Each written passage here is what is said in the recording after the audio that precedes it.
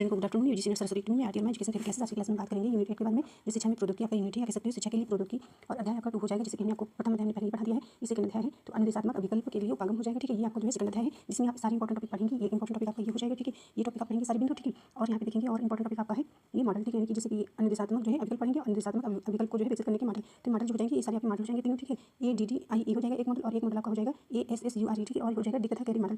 ठीक है, जिसमें जो है 10 चरण दिए गए हैं। और यहाँ पे देखेंगे ये आपके इंपॉर्टेंट टॉपिक है। तो यहाँ पे हम बात करेंगे गणित के अनुसार। ठीक है, ये गणित के अनुसार आपके हो जाएंगे टॉपिक। ये गणित के अनुसार टॉपिक है, ये सारे आप देखिएगा। गणित के अनुसार जो है धारा प्रतिपादन, गणित धारा प्रतिपादन 9 इवेंट्स हो जाएंगे। ठीक है, यानी कि इंटरेक्शन, यानी कि गणित के द्वारा जो 9 निर्देशात्मक चरण है वो आप पढ़ेंगे, जो 9 चरण होंगे। इसके बाद आप देखेंगे गणित द्वारा जो प्रतिपादित 5 ईज आप पढ़ेंगे। ठीक है, 5 ईज। ठीक है, और यानी कि रचनावादी कह सकते हो, रचनात्मक कह सकते हो। तो 5 ईज जो है, और आप गणित के द्वारा जो है रचनावादी कह सकते हो, तो रचनावादी अनुदेशात्मक अभिकल्प के जो है 9 तत्व। ठीक है, तो यहाँ पे हम 9 तत्व पढ़ेंगे। ठीक है, 9 तत्व हो जाएंगे। और इसमें एक और इंपॉर्टेंट टॉपिक आपका हो जाएगा, इस प्रकार से देख सकते हो, जैसे कि ये इंपॉर्टेंट है सारे। ठीक है, तो ये गणित के द्वारा दिए गए हैं, तो लिख करके बता दें गणित के अनुसार। ठीक है, गणित के अनुसार आपके 9 इवेंट्स हो जाएंगे, यानी इंटरेक्शन। ठीक है, तो एक हो जाएगा आपका गणित के अनुसार 5 ईज हो जाएंगे। ठीक है, और एक आपका हो जाएगा 9 तत्व। ये एक और आप पढ़ेंगे गणित के द्वारा जो है अधिगम सोपानकी होता है। ठीक है, जो 8 चरण है, अधिगम सोपानकी, सोपानकी सिद्धांत कह सकते हो। ठीक है, सोपानकी सिद्धांत भी कह सकते हो, जिसमें जो है 8 चरण दिए गए हैं। ठीक है, इसमें 8 चरण दिए गए हैं, जो आप सभी स्टूडेंट को पता ही होगा। और ये सारे इंपॉर्टेंट टॉपिक है, हम आपको आज की क्लास में सारा कवर कर देंगे, सारा टॉपिक। और यहाँ पे ये ध्यान रखिएगा, जैसे हमने आपको बताया है गणित के अनुसार। ठीक है, तो गणित के अनुसार हमने आपको बता दिया है, एक हमने आपको बता दिया 9 इवेंट्स। ठीक है, 9 जो है अनुदेशात्मक चरण हो जाएंगे। ठीक है, ये फर्स्ट नंबर का। इसके बाद हमने आपको बता दिया 5 ईज। ठीक है, इसके बाद हमने आपको बता दिया 9 तत्व गणित के अनुसार। ठीक है, रचनावादी, ठीक है, याद रखिएगा रचनावादी। और एक आपका हो जाएगा, जैसे कि हमने बताया अधिगम सोपानकी, अधिगम सोपानकी सिद्धांत के सब कुछ। इसमें जो है 8 चरण आपके होंगे। ठीक है, इसमें जो है 8 चरण होंगे। तो चारों पॉइंट्स आपके लिए इंपॉर्टेंट है, गणित के अनुसार चारों पॉइंट्स आपको रट लेने हैं, अच्छे से कवर करना है, इंपॉर्टेंट है। और अगला पॉइंट आपका होगा टॉपिक कंप्यूटर के अनुप्रयोग से AICAL CBT CML, और शैक्षिक क्षेत्र में कंप्यूटर के अनुप्रयोग ई लर्निंग की अवधारणा, सारे इंपॉर्टेंट टॉपिक हैं। सारे टॉपिक जो है एक्सप्लेन करेंगे, आप सभी स्टूडेंट जो है पूरी क्लास देखिएगा, अटेंड करिएगा। ठीक है, तो स्टार्ट करेंगे। यूनिट 1 आपका है, आप सभी स्टूडेंट जान ही रहे हैं, तो अध्याय सेकंड है, ये भी समझ रहे हैं। ठीक है, तो यहाँ पे देख सकते हैं कि क्या होता है, यहाँ इंपॉर्टेंट टॉपिक के बारे में बात करते हैं। ठीक है, क्योंकि आपके पास समय बहुत कम ही बचा हुआ है, तो आपको सिर्फ रिवीजन करना है। अभिकल्प एक ऐसी प्रक्रिया है जो, यानी कि यहाँ से देखिएगा, अनुदेशन अभिकल्प एक ऐसी प्रक्रिया है जो शिक्षण और अधिगम को व्यवस्थित रूप से डिजाइन करने के लिए प्रयोग की जाती है। तो अब अनुदेशात्मक अभिकल्प क्या होता है, तो अनुदेशात्मक अभिकल्प एक ऐसी प्रक्रिया है जो शिक्षण और अधिगम को, यानी शिक्षण और अधिगम को व्यवस्थित रूप से डिजाइन करने के लिए जो है प्रयोग किया जाता है। ठीक है, याद रखिएगा, शिक्षण और जो है अधिगम को। इसके बाद आपको यहाँ से ये इंपॉर्टेंट टॉपिक है, इसको भी एक नज़र में देख लीजिएगा। चाहे तो आप अनुदेशात्मक मतलब क्या होता है हमने आपको बता ही दिया है। ठीक है, अनुदेशात्मक शब्द शिक्षा और प्रशिक्षण से जुड़े किसी गतिविधि सामग्री का वर्णन करता है। ठीक है, अनुदेशात्मक शब्द शिक्षा और प्रशिक्षण से संबंधित है, ये ध्यान रखिएगा। और यह शब्द व्यापक शब्द है, जिसका प्रयोग शिक्षण सामग्री, प्रक्रिया, योजना, डिजाइन और नेतृत्व रूप से संबंधित विभिन्न अवधारणाओं को व्यक्त करने के लिए किया जाता है। तो आपको जो है इंपॉर्टेंट टॉपिक ही कवर करने हैं। अभिकल्प का मतलब होता है डिजाइन, योजना कह सकते हो। ठीक है, तो ये सारी चीज़ें हम नहीं बताएंगे, हमने पढ़ा ही रखा है, और आपके लिए जो इंपॉर्टेंट है उन्हीं के बारे में हम बात करेंगे, उन्हीं इंपॉर्टेंट टॉपिक है। तो यहाँ पे आप देखिएगा अनुदेशात्मक अभिकल्प के प्रकार। ठीक है, तो ये प्रकार आपको देखने हैं, टाइप्स। तो यहाँ पे देख लेना है प्रणाली मनोविज्ञान, प्रशिक्षण मनोविज्ञान, संप्रेषण मनोविज्ञान। तो ये क्या होता है, ये प्रणाली मनोविज्ञान आप देख सकते हैं, तो आधा इनपुट, ठीक है, कार्य विश्लेषण से संबंधित है। प्रशिक्षण मनोविज्ञान प्रोसेस, प्रक्रिया, प्रोसेस, पृष्ठपोषण या पुनर्बलन कह सकते हो। संप्रेषण मनोविज्ञान प्रदा, आउटपुट, ठीक है, विकास प्रणाली। तो ये जो यहाँ पे इनपुट लिखा हुआ है, तो इनपुट का मतलब क्या होता है, आगत भी होता है। ठीक है, आगत आप याद रखिएगा। ठीक है, लिखा हो सकता है, आपको पता होना चाहिए। आउटपुट का मतलब क्या होता है, निर्गत। ठीक है, निर्गत, ये निर्गत हो जाएगा, याद रखिएगा। तो यदि आपके पेपर में पूछा जाए इनपुट का मतलब क्या होता है, तो अदा होता है और आगत होता है, 2 शब्द आपको याद रखने हैं। इस प्रकार से आप ध्यान दीजिएगा। इनपुट का मतलब अदा और जो है आगत होता है। ठीक है, आउटपुट का मतलब प्रदा और जो है निर्गत होता है, ध्यान रखिएगा। इसके बाद आपको देखना क्या है, ये इंपॉर्टेंट टॉपिक यही है। ठीक है, प्रशिक्षण मनोविज्ञान शिक्षण और जो है सीखने के सिद्धांत का अध्ययन करता है। संप्रेषण मनोविज्ञान क्या होता है, संप्रेषण मनोविज्ञान मानव के बीच संदेशों के आदान प्रदान और प्रभाव के अध्ययन से संबंधित होता है। ठीक है, संप्रेषण ये शब्दों के माध्यम से आपको समझना है। ठीक है, प्रणाली सिस्टम, तो प्रणाली जो है विश्लेषण, किसी भी प्रणाली के कार्यों और संरचना का विश्लेषण करने के लिए का एक तरीका होता है। किसी प्रणाली के कार्यों और लक्ष्यों का विश्लेषण करता है और प्रणाली में मौजूद समस्याओं का समाधान करने के लिए सुझाव देता है। तो ये ध्यान रखिएगा, मोस्ट इंपॉर्टेंट टॉपिक आपका ये है। तो यहाँ पे देख सकते हैं अनुदेशात्मक अभिकल्प को विकसित करने के मॉडल। ठीक है, तो ये मॉडल हो जाएंगे। तो मॉडल आपके 3 प्रकार के इसमें बताए गए हैं। तो एक आपका हो गया ADDIE मॉडल, और एक हो गया ASSURE मॉडल, और एक डिक तथा कैरी मॉडल हो गया। तो यहाँ पे सबसे पहले देखना है ये मॉडल। ठीक है, ADDIE मॉडल चरण, यानी कि 5 चरण इसके दिए गए हैं, चौथे पा रहे हैं। तो ADD मॉडल जो क्या होता है, ये फ्लोरिडा टेस्ट यूनिवर्सिटी द्वारा जो है विकसित किया गया। तो आपको ध्यान रखना है, ये मॉडल जो है फ्लोरिडा स्टेट यूनिवर्सिटी द्वारा विकसित किया गया है प्रशिक्षण कार्यक्रम के लिए। ठीक है, यानी कि ये याद रखना है, प्रशिक्षण कार्यक्रम के लिए विकसित किया गया है, और इसमें 5 चरण है, तो आप देख सकते हैं। तो ए से आपका हो जाएगा एनालिसिस, यहाँ पे दिया गया है। ठीक है, इसलिए हिंदी इंग्लिश इसमें आपके लिए अनिवार्य है याद करना। ठीक है, और ये डी का मतलब डिज़ाइन हो जाएगा, ठीक है, याद रखना है आपको डिज़ाइन। और दूसरा डी है डेवलपमेंट, ठीक है। फिर जो है आई से देख सकते हैं कार्यान्वयन हो जाएगा, इंग्लिश पढ़ लीजिएगा। ई से जो है इवैल्यूएशन मूल्यांकन हो जाएगा। तो इस प्रकार से आपको याद करना है, 5 चरण आपको अलग से नहीं याद करना है। ADDIE लिखा हुआ है तो इससे एनालिसिस डिजाइन डेवलपमेंट इस प्रकार से याद कर लेना है। और इसके बाद आपको ASSURE, तो इसमें भी जो है 6 चरण दिए गए हैं, ठीक है। तो आपको ध्यान रखना है ये जो है इसमें 6 चरण दिए गए हैं, ठीक है। और इसमें जो है डिक तथा कैरी में जो है 10 चरण दिए गए हैं, ये ध्यान रखिएगा। तो इसमें क्या है, हेनरिक और जो है मोलेंडा द्वारा ये मॉडल जो है विकसित किया गया है, यानी कि दिया गया है।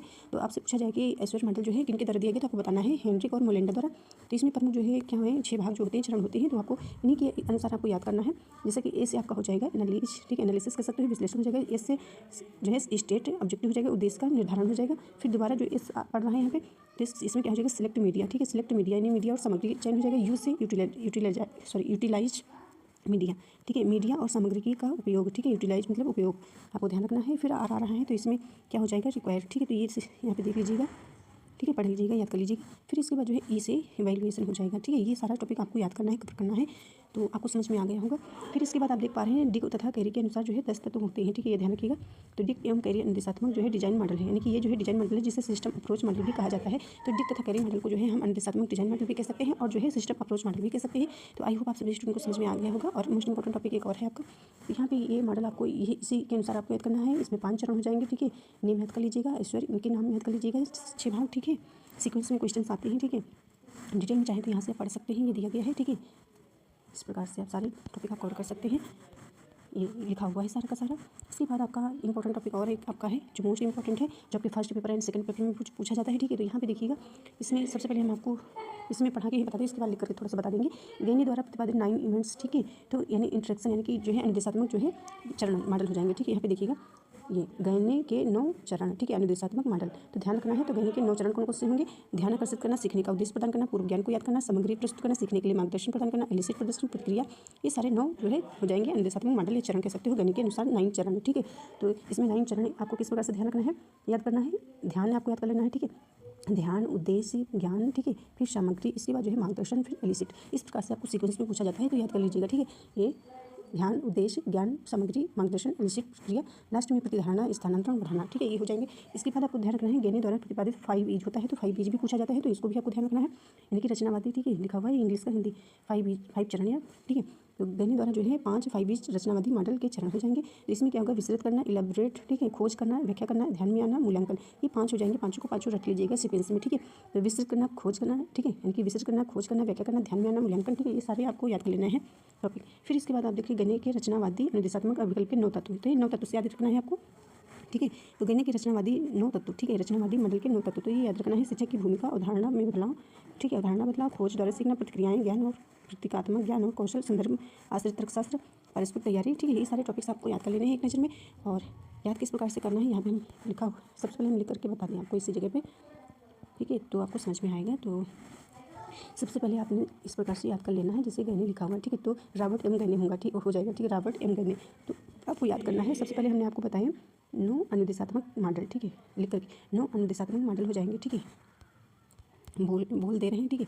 9 अनुदेशात्मक मॉडल हो जाएंगे, जैसे कि ये आपने देखा 9 चरण, ठीक है। तो 9 अनुदेशात्मक मॉडल हो जाएंगे, यानी कि चरण हो जाएंगे, ठीक है। 9 चरण हो गए आपके ये अनुदेशात्मक। इसके बाद हमने आपको 5 जो है ईज बताया, ठीक है, 5 ईज में आपको बताया, जैसे कि आप देख पा रहे हैं ये सारे, विश्लेषण करना, खोज करना और व्याख्या करना, ध्यान में। फिर इसके बाद हमने आपको बताया रचनावादी तत्व, ठीक है, गणित के अनुसार जो है 9 तत्व, रचनावादी मॉडल के 9 तत्व। फिर इसके बाद जो है आपको हम एक और टॉपिक बता रहे हैं, गैनी के द्वारा जो है अधिगम सोपान की, अधिगम सोपान की,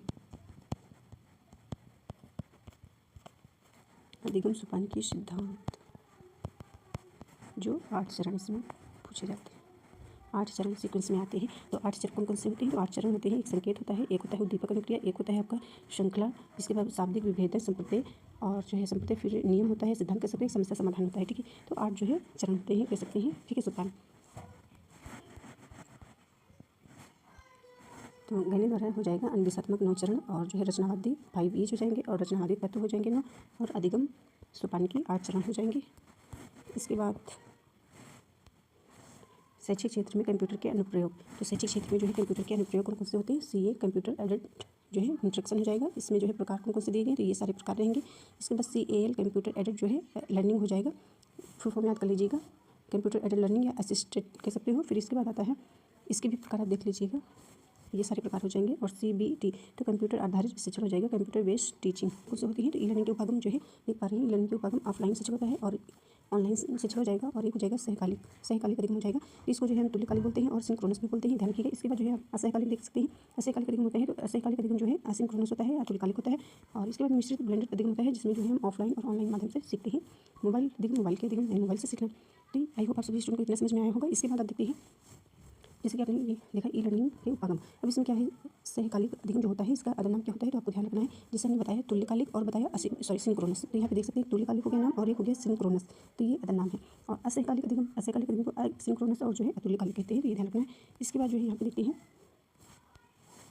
ऑफलाइन शिक्षण क्या होता है तो या इसको पढ़ेगा, यानी कि जो जिसमें छात्रों को कक्षा में एक साथ पढ़ाया जाता है। ऑफलाइन यानी कि सभी छात्रों को जो है एक साथ पढ़ाया जाता है क्लास में, ठीक है, जहाँ शिक्षक और छात्र शारीरिक रूप से जो है एक स्थान पर होते हैं। ऑनलाइन क्या होता है, यह एक ऐसा मॉडल होता है जिसमें शिक्षण और सामग्री निर्देशन ऑनलाइन उपलब्ध होते हैं, जिससे छात्र घर पर या कहीं भी इंटरनेट के कनेक्शन के द्वारा सीख सकता है। असहकालिक जो है इसमें क्या होता है, एक शिक्षण मॉडल, यह एक ऐसा शिक्षण मॉडल है जिसमें छात्र और शिक्षक एक ही समय में जो है ऑनलाइन बात करते हैं, जैसे कि वीडियो कॉन्फ्रेंसिंग हो जाएगा। सहकालिक यानी कि एक समय पर उपलब्ध होती है, यानी कि रियल टाइम होता है। असंकलित शिक्षण लिखा हुआ है तो ये इसमें जो है असंक्रोनस या असहकालिक या आप अतुल्यकालिक से जो है कह सकते हो। यह शिक्षण मॉडल है जिसमें छात्र